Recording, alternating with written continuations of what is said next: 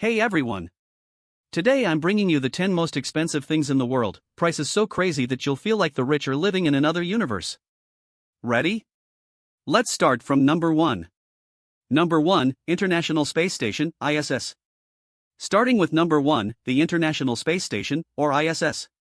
This giant space lab orbits Earth and has cost around $150 billion to build and launch. That's why it's considered the most expensive object ever created by humans, not a car, not a house, but a whole space station. Number 2, History Supreme Yacht. Number 2 is the History Supreme Yacht. Valued at about $4.5 billion, this super luxury boat is covered in gold, platinum, and diamonds. Imagine paying billions just to sail on water. Number 3, Antimatter. Number 3 is antimatter. This is a crazy expensive substance used in particle physics. Scientists estimate that producing just 1 gram of antimatter could cost trillions of dollars, making it the most expensive material per gram on Earth. Number 4, Mona Lisa painting. Number 4 is one of the most famous paintings in the world, the Mona Lisa.